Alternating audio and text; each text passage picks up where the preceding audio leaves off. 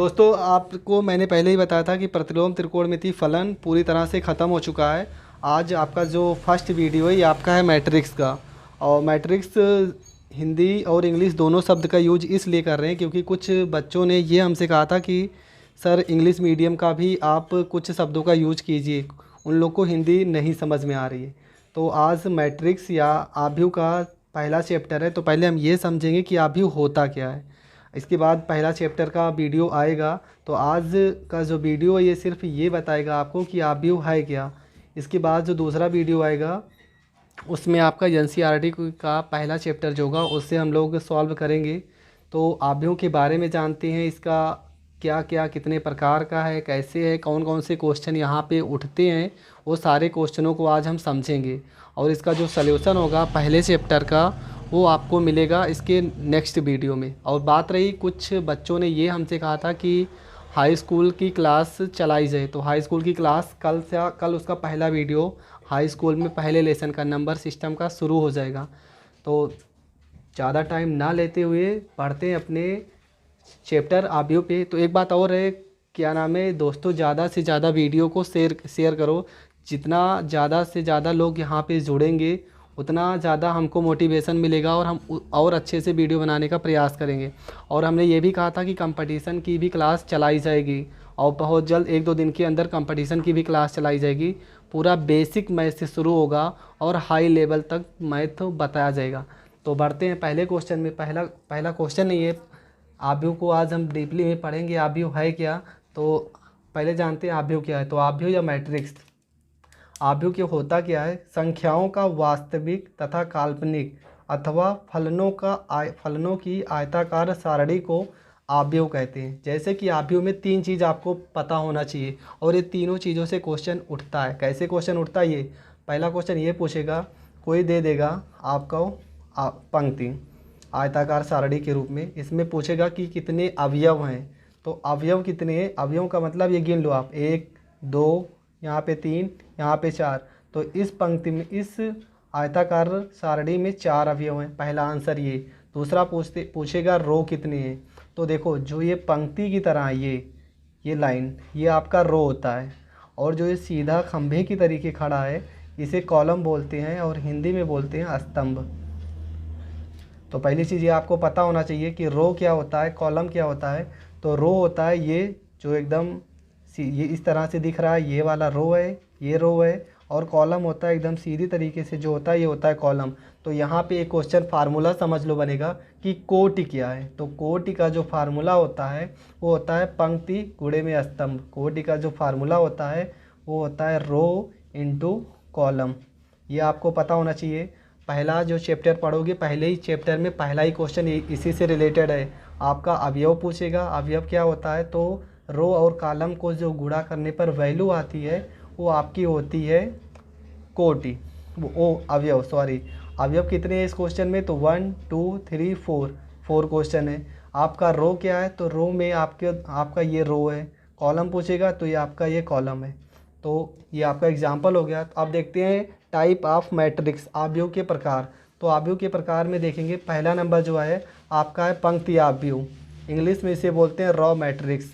तो पंक्ति आव्यूह में क्या क्या है, कैसे ये समझते हैं। ऐसा आव्यूह जिसमें केवल एक ही पंक्ति हो, ये चीज़ आप ध्यान रखना, एक ही पंक्ति, पंक्ति का मतलब रो। ऐसा आव्यूह जिसमें केवल एक ही रो हो उसे पंक्ति आव्यूह कहते हैं। जैसे कि एग्जाम्पल में समझ लो, जैसे एग्जाम्पल है यहाँ पे 5 है, ये 2 है, ये 4 है। देखो इसमें सिर्फ एक पंक्ति है, सिर्फ एक पंक्ति है। देखो पूरी पूरी एक पंक्ति है ना, ये तो आपका कॉलम है। वो कॉलम 1 2 3 कॉलम है ना, हमें पंक्ति से मतलब है, पंक्ति एक होनी चाहिए। तो ऐसे आव्यूहों को हम लोग बोलेंगे पंक्ति आव्यूह, जिसमें एक पंक्ति होती है। तो इसका जो कोटि निकल के आएगा, कोटि का फार्मूला हम पहले ही बता चुके हैं, रो इंटू कॉलम होता है। तो रो कितनी पंक्तियाँ, एक, तो एक हो जाएगा, गुणा का चिन्ह रहेगा। और कॉलम कितने हैं, 1 2 3, कॉलम हो जाएगा 3। अगर पूछे इसमें कितने अवयव हैं, तो इसमें अवयव है 1 2 3, 3 एकम 3। अगर अवयव पूछेगा तो इसमें 3 अवयव हैं। अब बढ़ते हैं दूसरे क्वेश्चन में, फिर से समझ लो पंक्ति आव्यूह क्या होता है। ऐसा आव्यूह जिसमें केवल एक ही पंक्ति हो, पंक्ति आव्यूह कहलाता है। एग्जाम्पल में मैंने बता दिया कि एक ही पंक्ति है। अगर स्तंभ की बात करता तो स्तंभ देखो 3 है, तो कोटि इसका क्या हो जाएगा, फार्मूला होता है पंक्ति गुणे में स्तंभ। पंक्ति हमारा 1 है, स्तंभ कितना भी हो हमसे मतलब नहीं है, तो ये हो जाएगा आपका पंक्ति आव्यूह।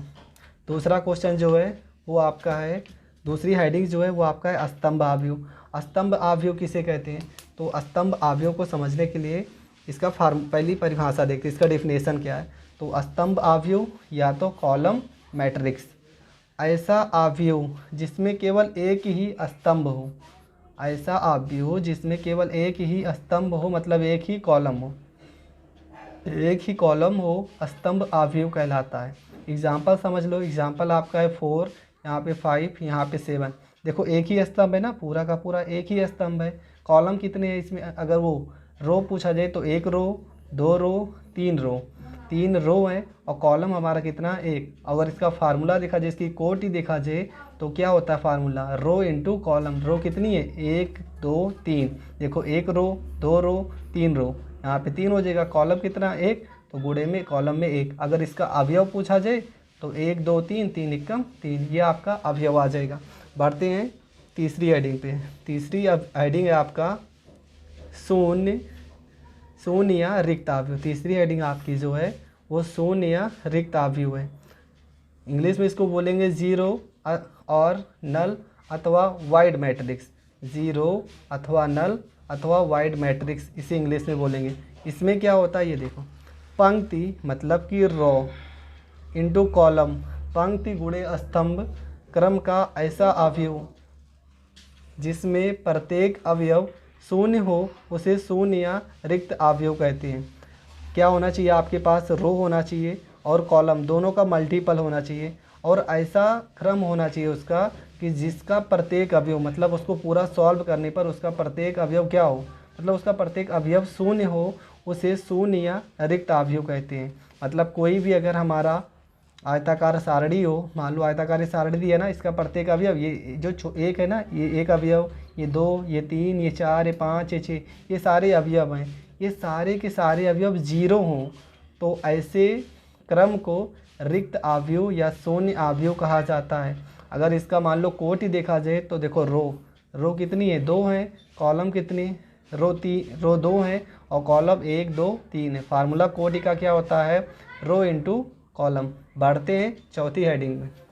तो जो चौथी हेडिंग, पांचवी हेडिंग है आपका विकर्ण अवयव। विकर्ण अवयव क्या है, डायगोनल मैट्रिक्स। डायगोनल मैट्रिक्स इसमें क्या होता है ये देखो, वर्ग अवयव जिसके मुख्य विकर्ण के अतिरिक्त सभी अवयव शून्य हो, विकर्ण अवयव कहलाता है। क्या, वर्ग अवयव जिसके मुख्य विकर्ण के अतिरिक्त सभी अवयव शून्य हो, विकर्ण अवयव कहलाता है। जैसे कि यहाँ पे इस पूरे क्वेश्चन को जब आप हल करोगे तो इसका वैल्यू आएगा 0, और यहाँ पे अगर पूछा जाए, देखो हमने लिख भी दिया था a = i इंटू जे। आई आपका क्या होता है, पंक्ति होता है, जे आपका होता है कॉलम मतलब स्तंभ। पंक्ति और स्तंभ का जो पूरा वैल्यू हल करोगे ये आएगा 0। अगर इसमें पूछा जाए विकर्ण अवयव को छांट के लिखो कौन कौन से विकर्ण अवयव हैं, तो देखो विकर्ण ये आपका है 4, यहाँ पे आपका 3, यहाँ पे आपका 8, ये तीनों के तीनों आपके विकर्ण अवयव हैं, विकर्ण अवयव हैं। अगर पूछे ए के विकर्ण अवयव कौन कौन से हैं, तो यहाँ पे 4, यहाँ पे 3, यहाँ पे 8, 4 3 तथा 8, ये आपके विकर्ण हैं, विकर्ण के अवयव हैं। तो विकर्ण अवयव क्या है, वर्ग अवयव जिसके मुख्य विकर्ण के अतिरिक्त सभी अवयव शून्य हो, विकर्ण अवयव कहलाता है। ये 4 नंबर ही था। उसके बाद 4 3 तथा 8 हैं, ये आपके हो जाएगा विकर्ण अवयव। अब बढ़ते हैं दूसरी हेडिंग पे। दूसरी हेडिंग आपका है अदिश अवयव। एक साथ हेडिंग छूट गई थी हमसे, और वो हेडिंग शायद हम लिखे ही नहीं है। हेडिंग थी आपकी वर्ग अवयव। वर्ग अवयव क्या होता है समझ लो। ऐसे ही जो वर्ग अवयव होता है इसके क्या होते हैं, इसमें जो रो होता है और जो कॉलम होता है ये सेम होता है, जिसमें इसकी परिभाषा भी देख लो। अगर स्क्वायर मैट्रिक्स के बारे में पूछे, स्क्वायर मैट्रिक्स के बारे में पूछे तो इसके जो अवयव होंगे वो रो और कॉलम जो भी होगा वो सेम होगा। तो वर्ग अवयव की डिफिनेशन क्या हो जाएगा, ऐसा अवयव जिसके रो और कॉलम दोनों सेम हो उसे वर्ग अवयव कहते हैं। और वर्ग अवयव का जो फार्मूला होगा वो पंक्ति और वो मल्टीपल में स्तंभ, ये दोनों सेम होगा। मान लो 3 अगर कॉलम है तो 3 स्तंभ हैं, 3 पंक्ति भी होगा।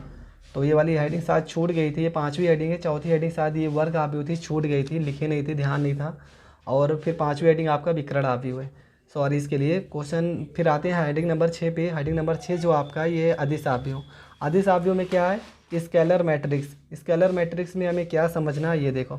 स्केलर मैट्रिक्स जो होता है ये विकर्ण आव्यूह जिसमें विकर्ण के सभी अवयव बराबर हों, सदिश आव्यूह कहलाता है। जैसे कि ये आपका एग्जाम्पल से समझो। अगर कोई पूछे स्केलर मैट्रिक्स क्या है, तो ऐसे आव्यूह जिसमें देखो विकर्ण, ये आपका विकर्ण है 4, इधर ये 4 और ये तीनों के तीनों आपके देखो ये विकर्ण है, ये तीनों के तीनों सेम हो, तो ऐसा आव्यूह जिसके विकर्ण के सभी अवयव 4 4 4 बराबर हों, तो इसे अदिश आव्यूह कहते हैं, इसे अदिश आव्यूह कहते हैं। इसके बाद आता है आपका 7वीं हेडिंग, इकाई या तत्समक आव्यूह, यूनिट अथवा आइडेंटिटी मैट्रिक्स। इसमें आप क्या करोगे, इसका जो डेफिनेशन होता है, एक वर्ग आव्यूह जिसके विकर्ण के सभी अवयव 1 होते हैं तथा शेष अन्य सभी अवयव 0 होते हैं, तत्समक आव्यूह कहलाता है। क्या?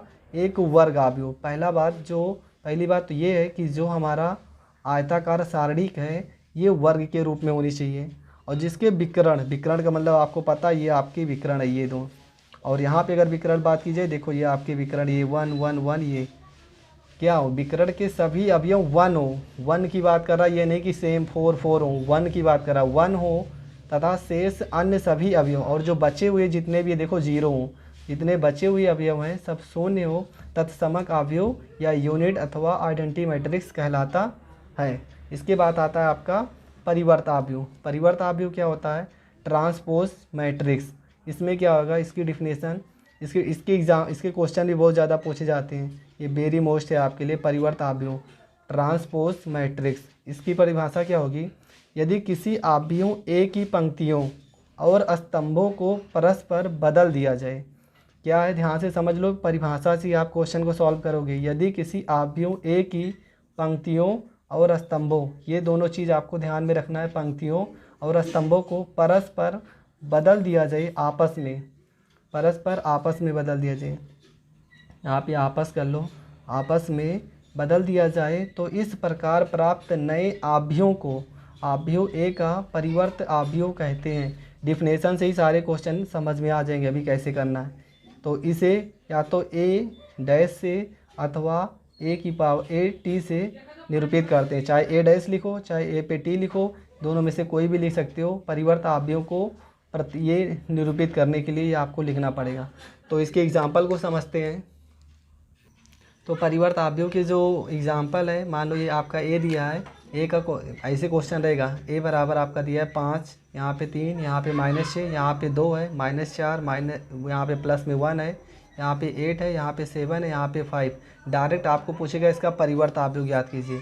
परिवर्त आव्यूह का मतलब ए डैश आपको ज्ञात करना है। तो ए डैश ज्ञात करने के लिए क्या करो, जो आपका रो है, ये देखो रो है ना, और ये आपका है कॉलम, रो को कॉलम कर दो, कॉलम को रो बना दो। तो यहाँ पे 5 है, 5 कर दो, 3 है तो यहाँ कॉलम में आ जाएगा 3, -6 है, यहाँ पे -6 हो जाएगा, यहाँ पे 2 है, ये 2 कर दो, -4 हो जाएगा, यहाँ पे 1 हो जाएगा, यहाँ पे 8 है, 8 कर दो, यहाँ 7 है, 7 कर दो, 5 है, यहाँ पे 5 कर दो। यही हो जाता है आपका आंसर। कुछ करना नहीं रहता यार, एकदम सिंपल क्वेश्चन है। आपका ए का वैल्यू दिया है, यहाँ पे ए कर दो, ए का पूरा मान दिया, मान लिख दो। उसके बाद सीधा पूछेगा परिवर्त आव्यूह ज्ञात कीजिए। बहुविकल्पीय क्वेश्चन में वो पूछ लेता है 1 नंबर में। तो यहाँ पे सीधा आप लिखोगे ए डैश, जो रो है उसे कॉलम कर दो और जो कॉलम है उसे रो कर दो। तो यहाँ 5 3 माइनस में 6 दिया है, तो ये पूरा आपका रो है ना, इसे बोलते हैं आपको रो।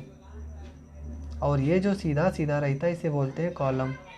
ये आपको पता होना चाहिए, बार बार बता रहे हैं। ये आपका कॉलम है, ये 3 कॉलम है और 3 रो है। अगर इसका कोटि पूछे, तो इसका कोटि हो जाएगा 3 गुणे में 3।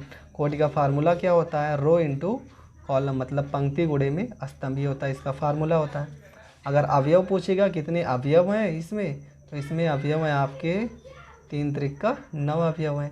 तो इसका परिवर्त आव्यूह निकालोगे, ए डैश हो जाएगा, यहाँ पे 5 2, यहाँ पे 8, देखो ये 5 2, यहाँ पे 8, जो ये कॉलम था ना, इसको रो बना दिए और जो रो था उसे कॉलम बना दिए। बढ़ते हैं अगली हेडिंग। अगली हेडिंग आपकी है सममित अवयव, वेरी वेरी मोस्ट है सममित अवयव। ये भी ज़्यादा 1-2 नंबर में क्वेश्चन पूछे जाते हैं, वो ज़्यादा टफ नहीं है, एकदम सिंपल है। तो सममित अवयव या साइमेट्रिक मैट्रिक्स, सममित अवयव या साइमेट्रिक मैट्रिक्स किसे कहते हैं पहले ये जानेंगे। एक वर्ग अवयव ए बराबर ए, यहाँ पे आई इंटू जे, यहाँ पे आई और जे का मतलब होता है रो इंटू कॉलम, सममित अवयव कहलाता है। अर्थात क्या होना चाहिए कि ए डैश का मतलब आप जानते हो परिवर्त अवयव, और बराबर में ए हो। मान लो जो आपका सममित अवयव क्या है, सममित अवयव फिर से बता दे रहे हैं। तो यहाँ पे सममित अवयव जो है वो साइमेट्रिक मैट्रिक्स, इंग्लिश में इसको बोलते हैं साइमेट्रिक मैट्रिक्स। होता क्या, इसमें कुछ भी नहीं यार, एकदम सिंपल है। एक वर्ग अवयव मतलब स्क्वायर जो मैट्रिक्स होगा, स्क्वायर मैट्रिक्स का मतलब रो और कॉलम दोनों सेम होगा। स्क्वायर मैट्रिक्स का मतलब ये होता है कि रो और कॉलम दोनों सेम होगा, तो ऐसे सममित अवयव कहलाएगा। कब कहलाएगा, जब ए का वैल्यू ए डैश परिवर्त अवयव, ए का मतलब होगा आपका क्वेश्चन दिया रहेगा, जब उसको हम सॉल्व करेंगे परिवर्त अवयव में तो दोनों सेम आएगा। ऐसी कंडीशन में आप बोल सकते हो इसे साइमेट्रिक मैट्रिक्स, ये आपका सममित अवयव होगा। जैसे क्वेश्चन देख लो, ए डैश ए बराबर दिया आपका 3 -4 यहाँ पे 6। तो क्या करेंगे, जो रो है उसे कॉलम और जो कॉलम है उसे रो बनाएंगे। यही तो परिवर्त अवयव में अभी हमने बताया। तो यहाँ पर ए डैश हो जाएगा, यहाँ पे 3 है तो यहाँ पे 3 कर दो, यहाँ पे -4 है तो इसके बटे में -4 कर दो, यहाँ पे इसके नीचे -4 कर दो, और ये -4 है तो -4 हो जाएगा, यहाँ पे 6 है यहाँ पे 6 हो जाएगा। सब परिवर्त अवयव क्या होता है, जो रो होगा वो कॉलम हो जाएगा, जो कॉलम है उसे रो में कर दो, ये आपका सममित अवयव हो जाएगा। इसके बाद आपका आता है विषम सममित अवयव, स्क्यू साइमेट्रिक मैट्रिक्स। इसमें क्या होता है, एकदम सिंपल है, एकदम सिंपल है। डिफिनेशन तो आपसे पूछेगा नहीं, डिफिनेशन कभी नहीं पूछेगा, पर डिफिनेशन आप बना भी तो सकते हो। ऐसा एक ऐसा अवयव जो स्क्वायर के रूप में हो, और उसके कंडीशन क्या होगा कि ए बराबर में ए का जो वैल्यू आएगा माइनस में ए डैश का आएगा, यहाँ पे माइनस लगा दो कोई दिक्कत नहीं, माइनस में ए डैश आएगा, मतलब माइनस में परिवर्त अवयव जो आएगा वो हमारा विषम सममित अवयव कहलाएगा। कैसे, देखो यहाँ पे क्वेश्चन आपका दिया है ए इक्वल टू 0, यहाँ पे -2, यहाँ पे 2, यहाँ पे 0।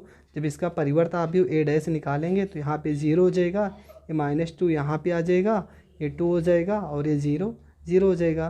तो ए डैश हम क्या कर लेते, इसमें कर लेते माइनस में कॉमन करोगे, 0 में माइनस या प्लस से कोई मतलब ही नहीं है, तो ये 0 हो जाएगा। ये प्लस में है तो माइनस में हो जाएगा, ये माइनस में है तो प्लस में हो जाएगा, ये 0 है तो यहाँ पे 0 हो जाएगा। ए का जो वैल्यू आएगा, देखो क्या कह रहा था, ए का जो मान आएगा वो माइनस में ए डैश के बराबर में आना चाहिए। तो ए का मान 0, माइनस में 2, यहाँ पे 2, यहाँ पे 0। तो यहाँ पे देख लो 0 माइनस में 2, यहाँ पे 0 माइनस में आ रहा है, तो ये हमारा क्या हो जाएगा, विषम सममित अवयव। तो दोस्तों आज हमने ये पढ़ा है कि हमारा अवयव होता क्या है, अवयव के प्रकार क्या होते हैं, किस किस तरह के क्वेश्चन अवयव में हमें देखने को मिलेंगे। और अवयव में सबसे शुरुआत में हमारा जो होगा क्वेश्चन वो रो और कॉलम से उठेगा। रो आपको बताना रहेगा, कॉलम बताना रहेगा, अवयव कुछ दिए रहेंगे, उन अवयवों को हमें कोटि बताना होगा। कुछ सममित अवयव विषम सममित अवयव के क्वेश्चन हैं, और कुछ अवयव में डायरेक्ट जोड़ने घटाने और गुणन संक्रिया मतलब गुणनफल की तरह ज्ञात करना रहेगा। ये सारे क्वेश्चनों को एकदम अच्छे से हम एक्सप्लेन करके बताएंगे, ये मेरा वादा है। हर एक क्वेश्चन आपको समझ में आएगा, आप विश्वास कीजिएगा। और दोस्तों प्लीज़ वीडियो को ज़्यादा से ज़्यादा शेयर करो, अपने दोस्तों तक बताओ। जब तक क्लासें नहीं चल रही हैं आप लोग नोट्स बनाते जाओ, और एक बात और, हर एक चैप्टर का नोट्स बनाओ, क्योंकि इस बार क्लास चले या ना चले, कैसे चले ये आपको अच्छी तरह से पता है, मुझे बताने की कोई ज़रूरत नहीं है। और बात रही हाई स्कूल की क्लास, कमेंट आया था कि सर हाई स्कूल कब से चलेगा। कल से हाई स्कूल का जो वो होगा वीडियो अपलोड हो जाएगा यूट्यूब पे। दोस्तों ज़्यादा से ज़्यादा प्लीज़ वीडियो को सब्सक्राइब और शेयर करो यार, बहुत ज़्यादा मेहनत करनी पड़ती है, खुद अकेले ही बनाना पड़ता है, तो इसलिए कभी कभी आपको वीडियो में थोड़ा बहुत इधर उधर प्रॉब्लम हो जाती होगी, तो उसके लिए सॉरी। अभी शुरुआत है, धीरे धीरे हर एक चीज़ की व्यवस्था हो जाएगी। तो प्लीज़ आप लोग ज़्यादा से ज़्यादा मेरा सहयोग करें। Thanks for watching my video.